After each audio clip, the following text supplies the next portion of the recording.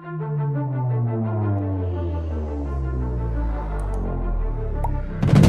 हिंद दोस्तों, आप सभी का स्वागत है एक बार फिर से आपके अपने YouTube चैनल में। तो आज हम आए हैं गांधी स्मारक पीजी कॉलेज समोदपुर में। देखिए वहां से कॉलेज दिख रहा है उधर, और जो इधर हम जहां पर खड़े हैं ये स्थान है अभी बीएड का।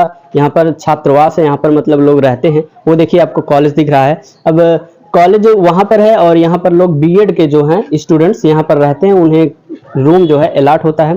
कुछ बच्चे यहाँ पर हैं जो बीए करते हैं, मतलब बीए में क्लासेस लेते हैं। क्लासेस अभी नहीं चल रही हैं और यहाँ पर बैठकर पढ़ाई कर रहे हैं। तो चलिए उनसे पूछते हैं कि गांधी स्मारक जो पीजी कॉलेज है इसमें उनका अनुभव कैसा रहा है, मतलब उनको यहाँ कैसा लग रहा है, पढ़ाई कैसी हो रही है, यहाँ के टीचर्स कैसे हैं और यहाँ की फैसिलिटीज कैसी हैं, जिससे लोगों को जो है यहाँ पर आने के लिए एक प्रकार से मदद मिल सके, उनको पता चले कि ये जो कॉलेज है यहाँ पर कैसी पढ़ाई होती है, कैसी फैसिलिटीज हैं और क्या क्या विशेषताएं हैं और क्या क्या इसमें कमी भी है। यह सभी चीजें यहाँ पर बताएंगे। स्टूडेंट्स हैं, ये 3rd ईयर में हैं, लगभग 2 साल इनको यहाँ पर पढ़ते हो गया है, तो सभी चीजों की जानकारी इनको हो गई है। तो चलिए देखते हैं।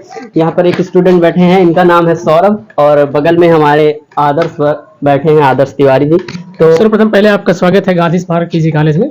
मैं सौरभ पांडे और मेरे सहपाठी आदर्श पांडे जी हैं, और मैं बीए 3rd ईयर का स्टूडेंट हूँ और मेरा सब्जेक्ट है हिंदी और संस्कृत, और मेरे सहपाठी का भी वही है। दोनों साथ में है, दोनों सब्जेक्ट साथ लिए हैं, साथ में लिए हैं, मतलब एक ही तरफ के हैं, एक ही सब्जेक्ट लिए हैं, साथ आते हैं, साथ पढ़ते हैं। तो दोनों का अनुभव एक ही रहा होगा इस कॉलेज में। तो आप बताइए, मतलब सबसे पहले वाली चीज ये होती है यहाँ फैसिलिटी कैसी है। लोग फैसिलिटी बहुत देखते हैं, मतलब पढ़ाई लिखाई तो देखते ही हैं, मतलब पानी की व्यवस्था कैसी है, लोगों को आने जाने की व्यवस्था कैसी है टीचर्स के द्वारा। इस समय हमारे जो यूनिवर्सिटी इस समय कॉलेज के जो है प्रिंसिपल रणजीत सिंह है, वो अच्छे मतलब कि व्यक्तित्व के हैं। उनके संस्था में सब कुछ उचित है। अब नए नए पंखे लगवाए गए हैं क्लास में, नई नई नलकों का व्यवस्था की गया है, और शुद्ध पेयजल का भी यहाँ बहुत व्यवस्थाएं हैं, और सर्वेश्वरी आपके लिए बैठने के लिए है, और यह पढ़ने के लिए बीएड है। अब सब अनुभव बहुत अच्छा रहा हमारा, और बहुत अच्छे से कॉलेज में हमने अपना दिनचर्या बिताया, और अच्छी सी पढ़ाई हुई। और आप हमारे मित्र से भी पूछ सकते हैं उनके बारे में कैसा हुआ। मतलब आपको सब्जेक्ट जो हिंदी और संस्कृत है उसमें से हिंदी अधिक मतलब आपको पसंद है या संस्कृत? आप एमए में जाके कौन सा सब्जेक्ट चूज करना चाहेंगे? हिंदी से पसंद करना चाहेंगे। हिंदी पसंद करें। जैसा कि आदर्श तिवारी जी ने बताया, उनका जो सब्जेक्ट है उनको पसंद हिंदी है।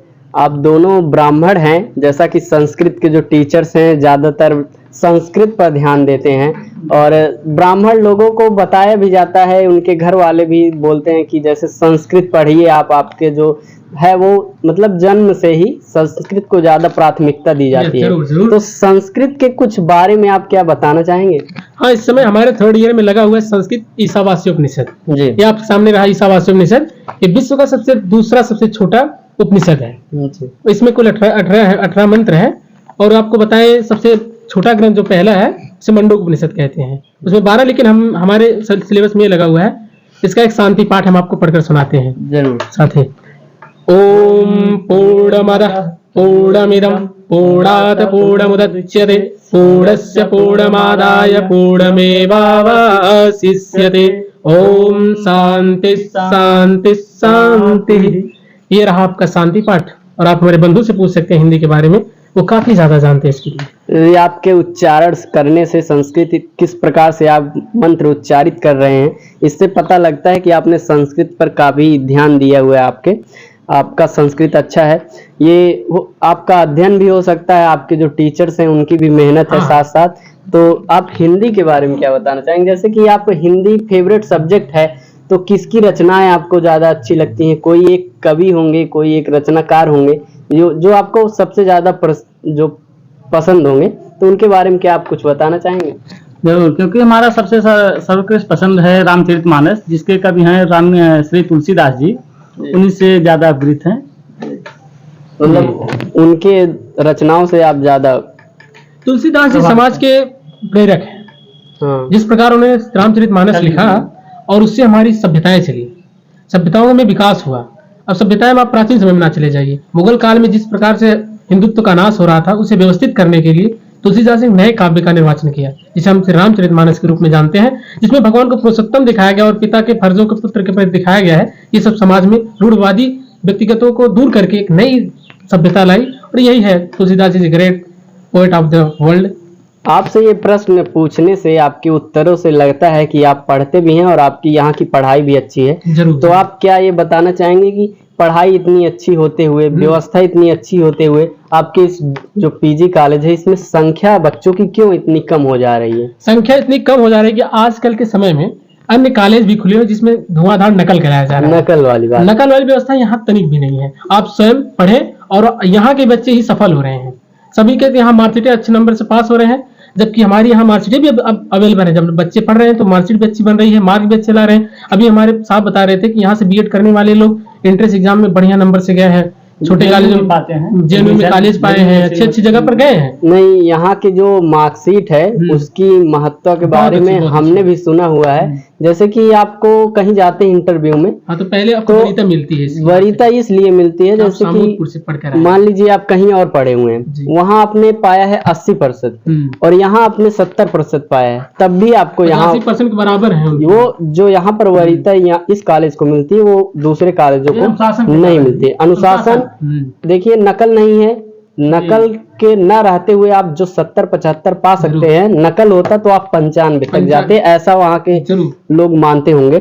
तो आपको हम यह भी बता दें कि आपके साथ साथ हम भी तो यहीं के स्टूडेंट हैं। धन्यवाद। तो आप हमारे सहपाठी रह चुके हैं, इस समय आप सहपाठी हैं, इसलिए ये तो बस इंटरव्यू हम लोगों ने मिलजुल कर किया हुआ है कॉलेज के बारे में एक बार जानकारी प्राप्त करने के लिए, लोगों को प्राप्त करवाने के लिए। मैंने आपसे अभी तक पूछा कि यहाँ का अध्ययन कैसा है, स्टडी कैसी है, मतलब पढ़ाई कैसी है, आपको समझ में आती है नहीं। अब थोड़ा आप अपने टीचर्स के बारे में बता देंगे, मतलब कौन से सब्जेक्ट्स आपको अच्छे से समझ में आते हैं। कुछ टीचर्स ऐसे होते हैं कि मतलब पढ़ाते हैं समझ में आता है, कुछ टीचर्स ऐसे हैं समझ में नहीं आता है। तो यहाँ के जो टीचर्स हैं उनका आपके साथ एक्सपीरियंस कैसा रहा, मतलब उनके पढ़ाने पर आपको समझ में आता है या नहीं, ये आपको हमें बताएं। पहले मैं बात करूं टीचरों की, तो सभी यहाँ सबसे उत्तम क्वालिटी के टीचर हैं, क्योंकि मैं तो 3 विषय लिया था और जितने भी लोग हैं सब अपने में निपुण हैं। मैं सभी के चरणों पहले प्रणाम करके गुरु की वंदना करता हूँ। और मैं बात करूँ अपने संस्कृत विषय के टीचर श्री रणजीत पांडे जी के बारे में, वो तो यहाँ के प्रिंसिपल भी हैं जैसे। जी हाँ, वो हमें संस्कृत पढ़ाते हैं। और हिंदी की रही बात तो जितेंद्र यादव जी हैं, वो हिंदी पढ़ाते हैं। जितेंद्र सिंह जी हैं तो हिंदी पढ़ाते हैं। और हम इसके बाद हमारी मैम जो भूगोल हमें पढ़ाई थी, इस समय हम लोगों का भूगोल नहीं है, नीलम मैडम जी नाम उनका है, और काफ़ी अच्छा उनका वो रहा।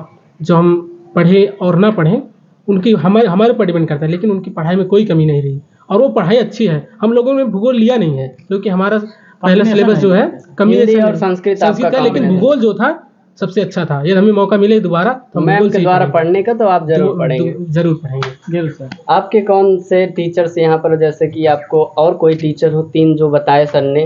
हाँ, 3 और हैं। एक नए अध्यापक आए हुए हैं इस समय, 2 थे। एक समाज शास्त्र के हैं जो विकास यादव सर हैं, वो अच्छा पढ़ाते हैं, क्योंकि हमारा माइनर विषय था, हम समाज शास्त्र लिए थे, तो वो अच्छा पढ़ाते हैं समाज शास्त्र। और एक आए हुए हैं भूगोल के, ये 4th सेमेस्टर में हम लोगों को लगा हुआ था, 4th सेमेस्टर में ज्योग्राफी, जितेंद्र कुमार सर हैं, वो भी बहुत अच्छा पढ़ाते हैं। उनकी पढ़ाने की शैली ऐसी है कि कोई भी न जानता हो भूगोल वो भी अच्छा से जान जाएगा। मतलब आपको टीचर्स बहुत अच्छे लगे। बहुत अच्छे टीचर। आपका हिंदी, संस्कृत, भूगोल था। हमारा यहाँ पे सब्जेक्ट जो है हिस्ट्री है और पॉलिटिकल साइंस के जो हमारे सर हैं अरविंद सर, वो इतना अच्छा पढ़ाते हैं। जैसा कि हम लोग पॉलिटिकल साइंस पढ़ते हैं, राजनीति विज्ञान पढ़ते हैं, तो हम लोग अपना देश के संविधान जानते हमें बहुत टाइम लग जाता है, मतलब याद भी नहीं होता है। उनको लगभग 4 देशों का 5 देशों का संविधान भी याद है, हर एक चीज, हर एक अनुच्छेद उनको पता है। कहीं से भी पॉलिटिकल साइंस का कोई भी टॉपिक आप देखिए, पॉलिटिकल साइंस हमारा रहा नहीं, लेकिन एक बात बता दें अरविंद सर के बारे में, पूरे कॉलेज में अनुशासन उन्हीं के द्वारा ही रहा है। हाँ, जैसे कि ऐसे सर है कि उन्हीं के द्वारा अनुशासन है और अनुशासन अभी बरकरार है, और वो तो अच्छे हैं ही। हम तो क्लास लिए नहीं उनकी, लेकिन उनके क्लास को देख ये अनुशासन वाली बात आपकी हम भी मानते हैं। तो ये रही टीचर्स की बात। तो और हमारे जो सत्यम भाई भी जो है कैमरामैन, वो हमारे ही सहपाठी हैं। हम लोग तो सब सहपाठी हैं। तो ये हम लोग बस वीडियो बना रहे थे यहाँ की जानकारी देने के लिए। आपको दिखाते अपने। तो हमने अभी तो पठन पाठन की बात की, तो कॉलेज थोड़ा दिखा देते हैं हमारे जो व्यूअर्स हैं।